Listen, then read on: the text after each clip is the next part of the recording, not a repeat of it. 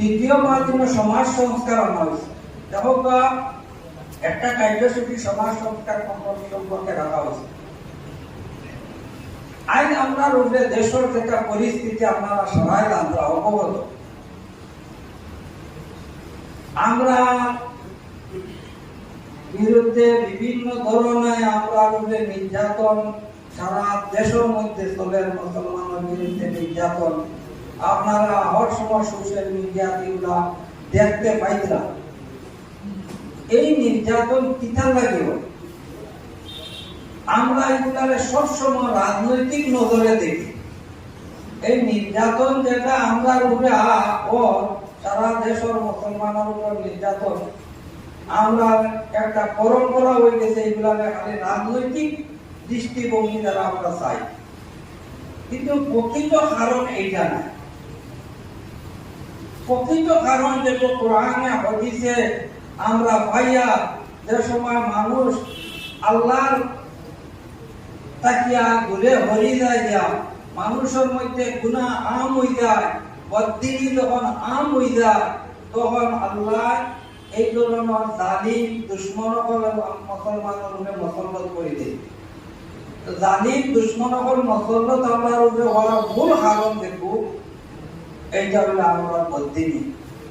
আজ মসজিদের মধ্যে যদি দেখো মানুষ নমাজের পাবন্দি নাই, মসজিদে একটা মহল্লা বাজারও মানুষ প্রচুর মানুষ থাকা সত্ত্বেও এবারে সীমিত সংখ্যক মানুষ নমাজের শরীর।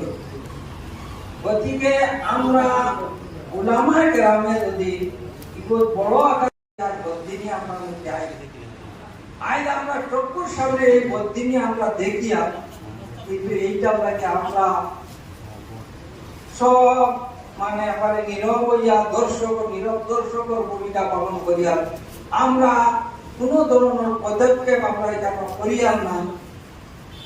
যে কারণে আজ আমরা এটা পরিবর্তন লাগে মানুষের উপরে কোনো মেহনত করিয়ার না, যে কারণে বিপদ মানুষে গুনাহ করবো, ঠিক আছে, গুনাহ তো মানুষ তাকে ওই যায় গিয়া, কিন্তু গুনাহ করলে তো আল্লাহ তার তওবার রাস্তা তো খোলা রাখে। তওবা ইস্তেগফার করবার লাগে কোরআনের মধ্যে অতি বেশি হর সূরার মধ্যে হর পারার মধ্যে বারবার হর গুনাহ লোকে আল্লাহ তওবা ইস্তেগফার করতে। আল্লাহ তাআলা নিজে বলতে বলিয়া ইবাদিয়াল্লাযীনা আসরাফু আলা আনফুসিহিম লা তাকনাতু মির রাহমাতিল্লাহ ইন্নাল্লাহা ইয়াগফিরুয যুনুবা জামিআ। আল্লাহ নিজে বলতে ও আমার বান্দা হও, তুমি তাই যদি সে অতিরিক্ত গুনাহ করি লইছো, সীমা লঙ্ঘন যদি করি লইছো, তুমি তাই আমার রহমত থেকে নিরাশ হইও না। লা তাকনাতু মির রাহমাতিল্লাহ, তুমি তাই আমার রহমত থেকে নিরাশ হইও না। ইন্নাল্লাহা ইয়াগফিরুয যুনুবা জামিআ, আল্লাহ তোমার সারা গুনাহ মাফ করে দিলে। সুবহানাল্লাহ।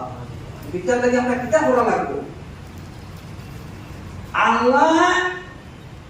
আল্লাহ নিজে জানেন আমার বান্দা গুনাহ করবো, তখন আমরা গুনাহ করিয়া করার মাঝে আল্লাহ রাস্তাও বাতাইয়া যে তুমি তাই বাস্তায় কোন করতে, যে আল্লাহর দিকে রুজু করতে, তওবা করতে, ইস্তেগফার করতে। গুনাহ তো করিয়া আমরা আল্লাহর কাছে ও গুনাহ করিয়া একবার আল্লাহর কাছে হাত উঠাইয়া তওবা করতে, ইস্তেগফার করতেও আমরা প্রস্তুত না। তা আল্লাহ তাকে মদত আইতো কিনা? ওইদিকে ও বিষয়ের উপরে আমরা উলামা কিভাবে মেহনত, এখন যে দেশের পরিস্থিতি আমরা এই যে সমাজের বিভিন্ন ধরনের বদদিনী দেখা দিতে, অন্তত মানুষরে যদি নমাজ আর তওবা ইস্তেগফারের দিকে মানুষরে মাইল করতাম পারি, মানুষরে ওটা বুঝাইয়া দিতাম পারি যে হর বড় মহল মালিক মর কাগজে রোজানা অন্তত তওবা ইস্তেগফারের ইহতিমাম করতাম। এই অভিযানটা আমরা যদি চালাইতাম পারি, খালি নমাজ আর তওবা ইস্তেগফার অভিযান চালাইলে তো বহুত জিনিস আমরা আছে, আমার কথা হলো দুইটা কাম যদি আমরা করতাম পারি তো অন্তত কর্তব্য হিসাবে দুইটা কাম যদি আমরা শুরু করি, আশা ইনশাআল্লাহ আমরা মধ্যে পরিবর্তন আইব। এনআরসির সময়, এনআরসির যে সময় বিপদ আইছে, যে সময় মহল্লায় মানুষ আল্লাহর দিকে রুজু করতো, নামাজ মানুষ পড়তো, দোয়া ইস্তেমাম হয়েছে, আল্লাহ এনআরসি এই বড় সমস্যা আমরা চক্ষুর সামনে দেখতে জিনিস যে আমরা তার ফলাফল আমরা পাইছি, যে সামান্য দিন আমরা মেহনত করিয়া আল্লাহর দিকে মানুষের মায়ের করার কারণে এর রেজাল্ট আমরা খুব নগদ পাইছি।